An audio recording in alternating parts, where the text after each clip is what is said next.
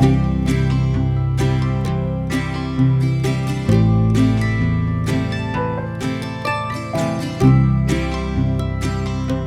everyone, welcome back. I hope you're all doing really well today. I have just got back from a really lovely walk with the dog. One of my intentions for this year in January was supposed to be that I got out and walked the dog in more different places. Like, we normally go over to our field, which is literally opposite the house, and it's so easy because I can walk from there. But something that I really wanted to try and do this year was to take him out to more different places. Obviously that's nice for him, but it's also quite good for me as well, because I do feel as though sometimes I spend a lot of time at home and around the house as well. I've not done very well with it at all, but for today I just felt like taking him somewhere new. So we went to a lake which is local to us, and it's so lovely there. It's just one of those places where I've walked a million times before. We used to go there so often with the children when they were little, and my mum lives near there too now as well, so we do tend to go there quite a lot. But it's just one of those places that's different in all weathers and in all seasons, so it's really nice to go at all different times of the year. Today we're having a very British weather day. I can't believe we're in the middle of July. It's just so dark and rainy and cold. It was supposed to be sunny today, but we literally set off in mild sunshine, and then I tried to film because when we were halfway around it absolutely chucked it down, and by the time I got back to the car it was actually rumbling with thunder as well, so we literally just got back to the car in time really.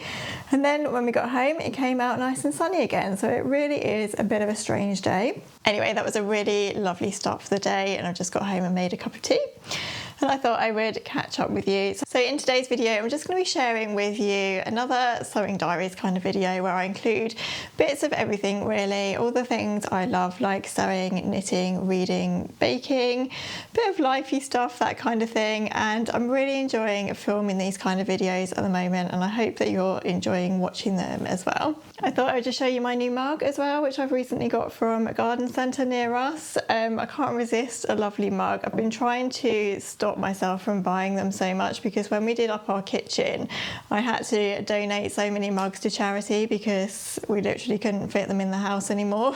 I used to collect Emma Bridgewater mugs, but I've just had to stop doing that because I've got no storage space for them really. So this afternoon I really want to have a big sort out of my fabrics upstairs. So I've got a couple of baskets, big sort of trunk things upstairs of cotton fabrics and scraps from dressmaking projects and things like that I really want to go through and sort out. I've got lots of fabrics there as well from when I used to have my Etsy shop, so lots of really pretty cottons and scraps of Liberty. And the main reason for that is because I really want to start a new project, and this is something that I've wanted to start for so long, but I haven't really sort of got around to it, and that is to start a hexie quilt. So a proper hand sewn English paper piecing hexie quilt. I thought it'd be a really good way to use up all of my scraps, and since I'm not doing my Etsy shop anymore, it would be quite a nice reminder of all of those fabrics that I used to use when I was making those things that I used to sell. I was completely inspired to get on with this by watching one of Amy Loudon's recent YouTube videos. So she is And Other Knits. I'll list her YouTube channel below, but you probably follow her already. She's mainly known for knitting in the knitting world, but she sews some beautiful things as well. And she shared on her recent YouTube video that she'd been working her way through a hand sewn hexie quilt like the one that I wanted to make, and it just inspired me to try and get on with it really. I think I tend to struggle with long-term projects.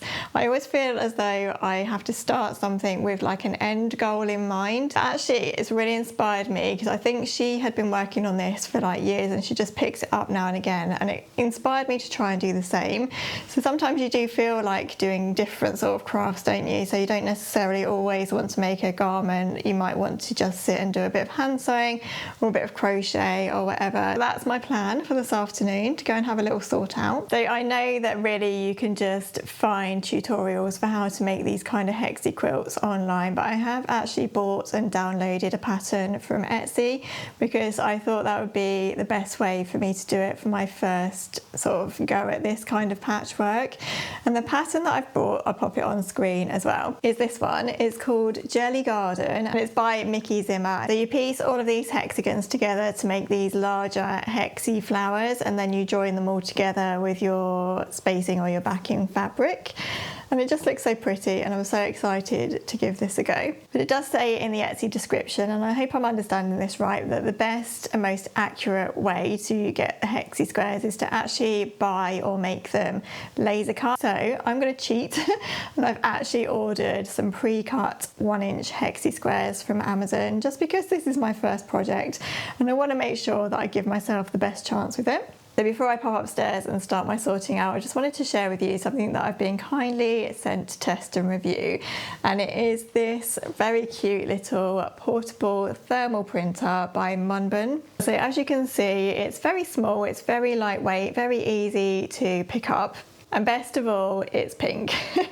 So I chose to have a pink one of these because, you know, it's pink, but you can actually have this in white or black if you want to be a little bit more conservative. This is actually a Bluetooth printer which you can sync to your phone, and you can print documents directly from your phone. So I found it really useful for printing things like knitting patterns and sewing pattern instructions, and I actually even downloaded and printed this hexy quilt pattern with this printer.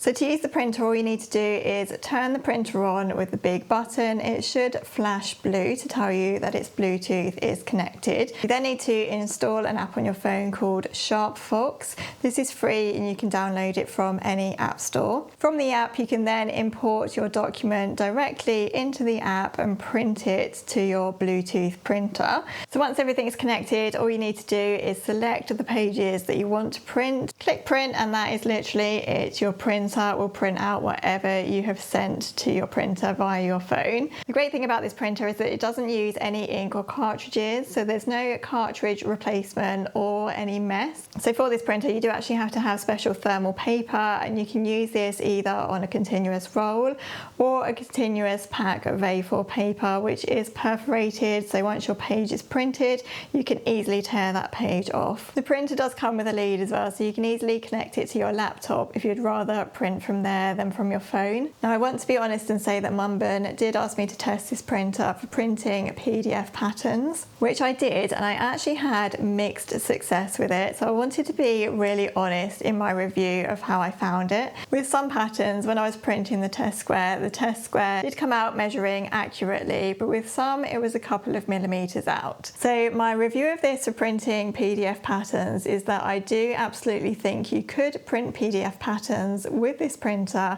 I think you just need to be very careful and make sure that you measure your test square and make sure that it's coming out exactly accurate, as of course you would always do if you were printing from a normal printer anyway. Just don't go ahead and print your whole pattern before printing the test square would be my advice. I would use for printing knitting patterns and sewing patterns, and I think it's really convenient for that because you literally can sit at the sofa and just print from your phone, especially if you're using the roll paper. I also think it's a really great option if you don't currently have a printer at home and you don't want to make the investment into buying one. As you can see, this printer doesn't take up a lot of space at all, and you can literally take it around with you wherever you go. So if you're ever going away or on a sewing retreat or anything like that, you can pack this little printer with you and you'll have a printer there ready to go.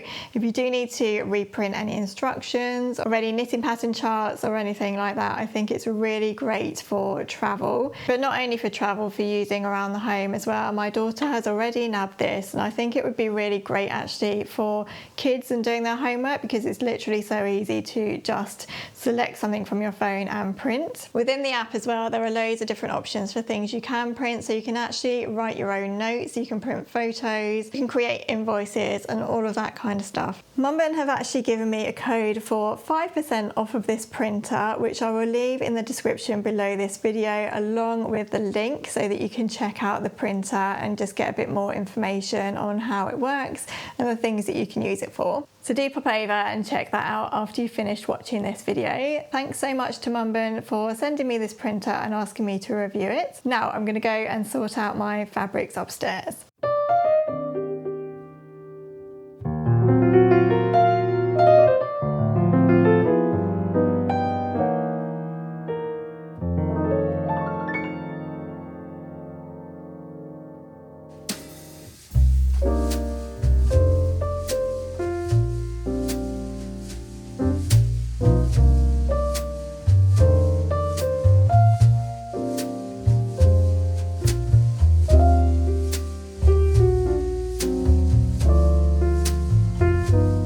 Okay, so I have a big basket full of fabrics. I said I was going to go and sort out. I don't think I did a lot of sorting out. I mainly made more mess, but we do have some fabrics. So I thought I would share with you what I've pulled out.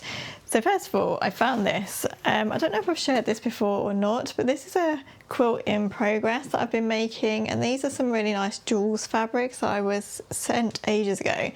They're actually from jelly rolls that come like this, and I've never made a jelly roll quilt before, and I was making really good progress on it and then just kind of stopped. So I have a good few patches here that I need to carry on with and get that sewn up as well. So these are the kind of fabrics that I was mainly looking for, and I thought I had loads of these.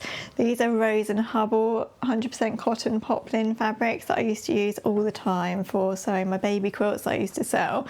So I've got pink and I've got blue, and I've just got other sort of variations of that kind of shabby chicy sort of fabric. And then I found these squares as well. These are Tilda patchwork squares that I've had for ages and not really done anything with, so I think they might be usable as well. It's really hard with this kind of patchwork quilt because obviously the idea of it is that it's supposed to be patchy and mismatched and all that kind of stuff, but I don't really want to go too mismatched either, so I'm trying to keep the same kind of tones. These, which I absolutely love, I love the print on this. I always used to love making baby girl quilts with this print in, and it goes so nicely with this ticking stripe fabric, which I also love, so I think I'm definitely going to get those in there somewhere. And then here I've got some lovely Liberty Tana Lawn, which I brought ages ago. Used to make scrunchies out of these. This one is one of my favourites. I just love the colours in that. So they'll probably get a couple of hexagons out of that one, and then there's some other bits of pink in here as well. That is really bright. Just sitting here surrounded by all of my fabric. So what I'm going to do is just put all of these in that basket and keep them there. I'm going to wait for my hexagons to come from Amazon, and then I will show you a little bit more about how you piece the hexagons together.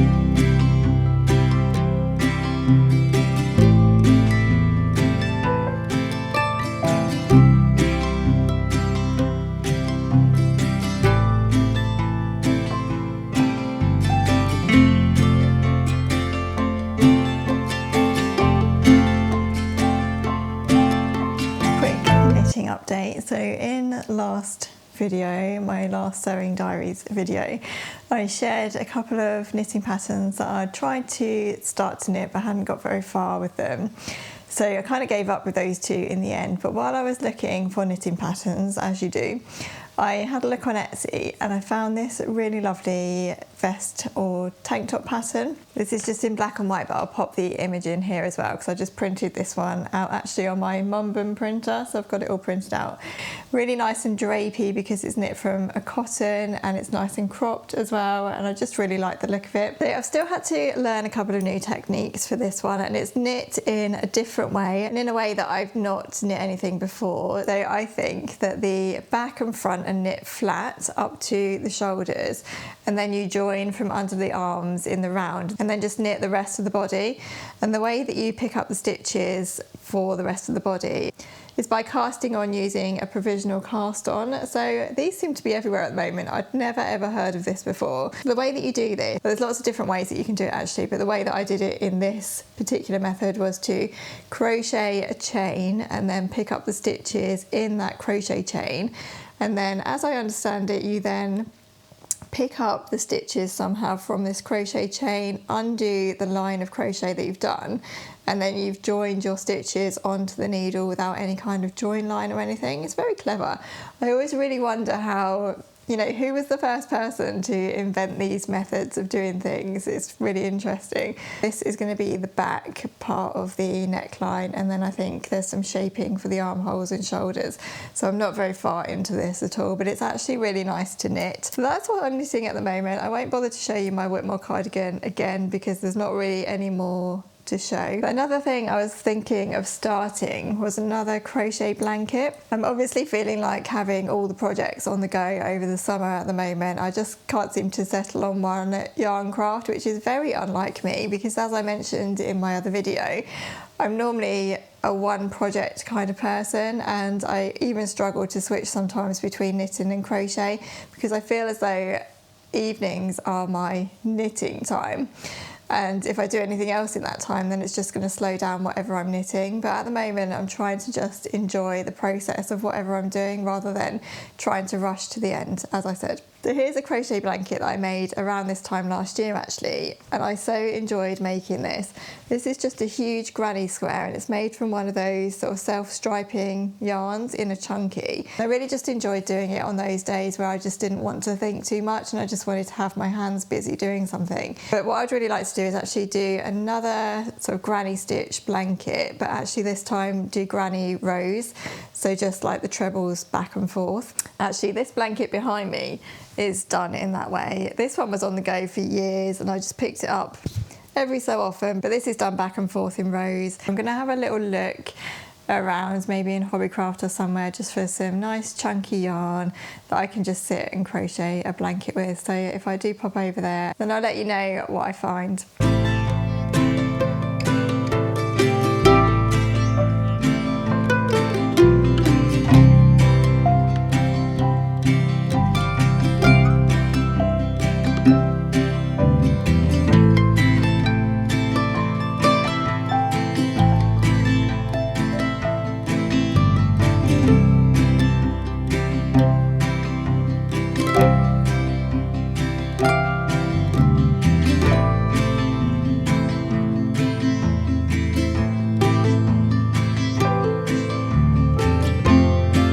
Shared this baking book in last week's video, I decided to be brave and actually try another recipe from this book. So today I'm going to try this one.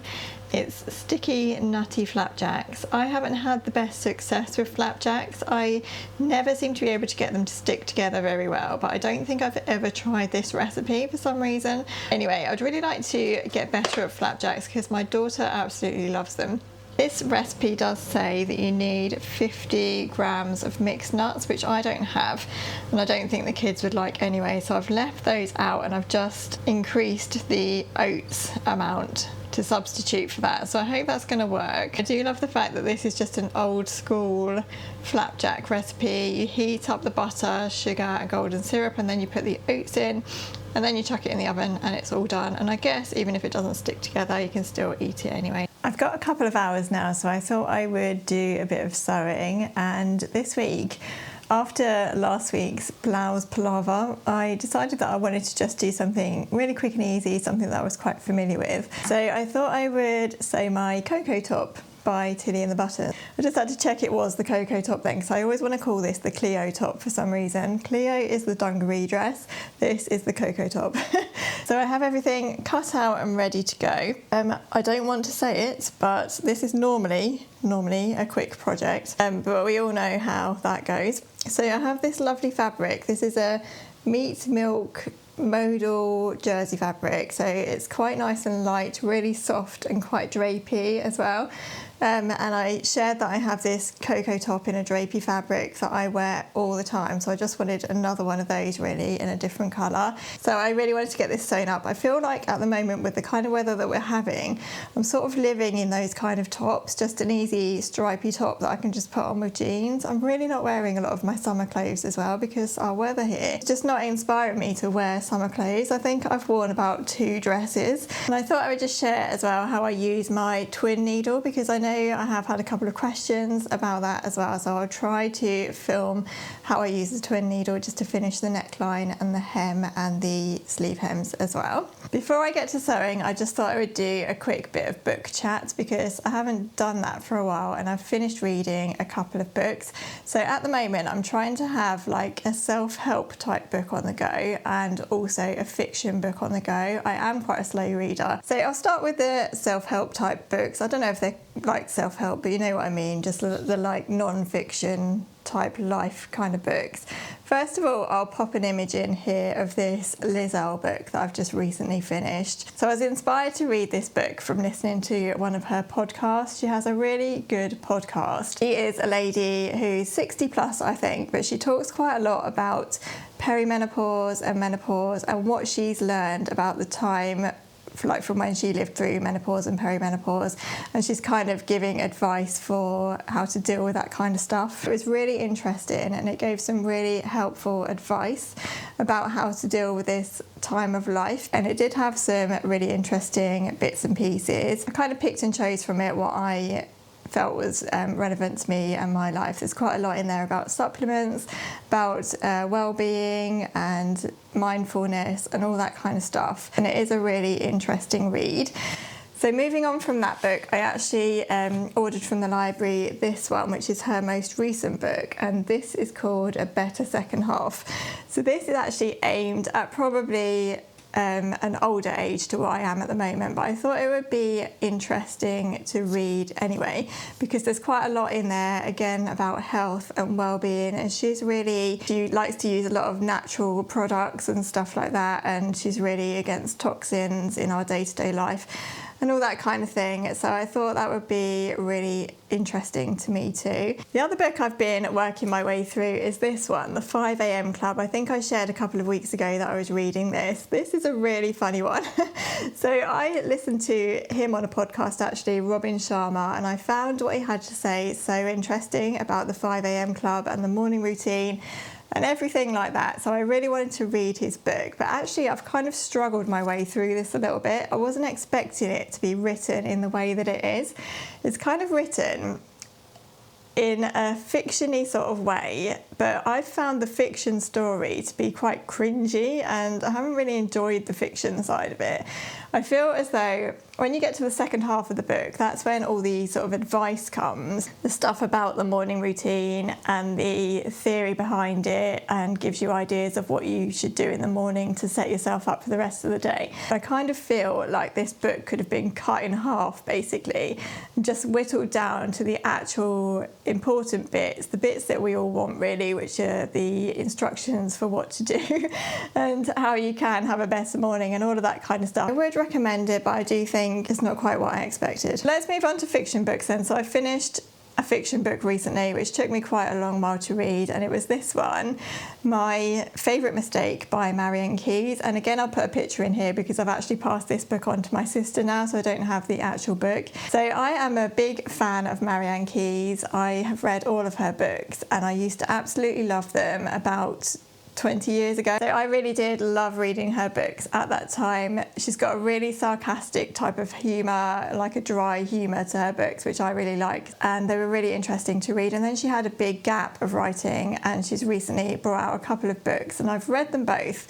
but I have to say her most recent books, I haven't actually enjoyed them as much as her first lot of books, and I don't know if that's just because I've changed over the last 20 years and now what I'm interested in is different, or because her writing style has changed. Again, I felt like the book could have been cut down quite a bit. It was a really long book, and it was one of those stories where towards the end I could just see where the story was going, and I knew how it was going to end, and I was just like, I've still got 150 pages to go, and I just wanted to get on to reading something else. So I will always love Marian Keyes. She'll always have a special author place in my heart, I think, and I'll probably still read all of her books just because I do love her. So I've actually now moved on to this book, which is The Trouble with Goats and Sheep. This one has been on my reading list for quite a while because my mum recommended it to me. About 80 pages into this at the moment, and I'm already really loving it. It's by Joanna Cannon.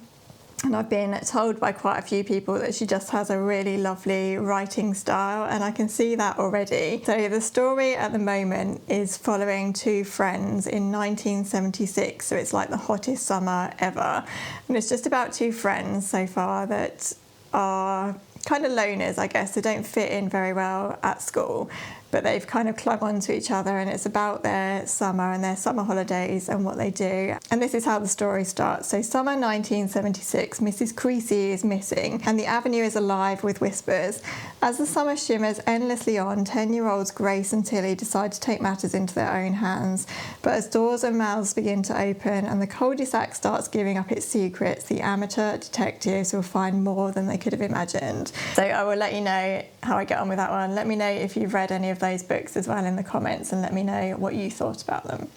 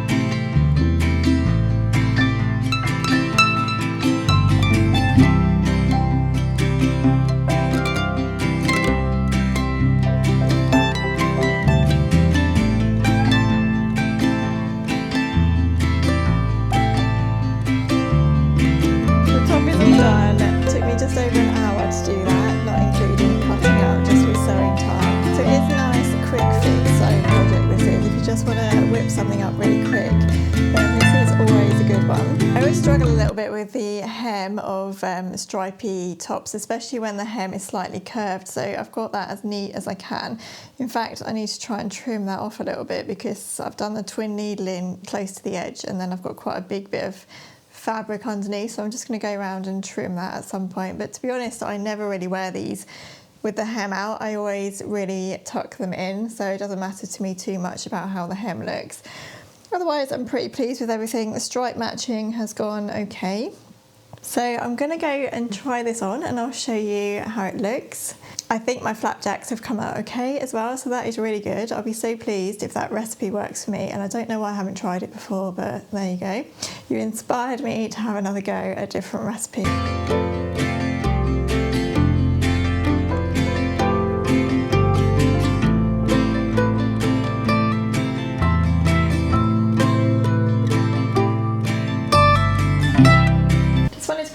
And say thanks so much for watching today's video. I really hope you've enjoyed it. It's been such a nice day for me to just sew and talk about knitting and talk about reading and do a bit of baking and everything, and I'm just about to go out for a walk now as well.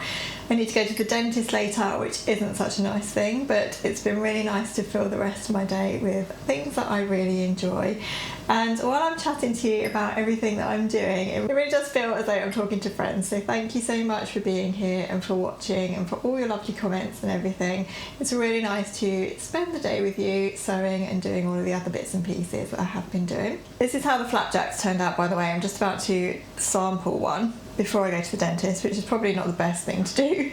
Hopefully in the next video I'll be able to share with you my hexies, which I've ordered from Amazon, and I was really hoping that they'd be here in time for the end of this video, but unfortunately they're not, so I will share those with you hopefully in the next video, along with maybe a crochet blanket if I've managed to get some yarn from that as well. So thanks again for watching, everyone. Please don't forget to subscribe if you haven't already, and please do give the video a like as well if you've enjoyed it. Take care, and I look forward to seeing you again soon.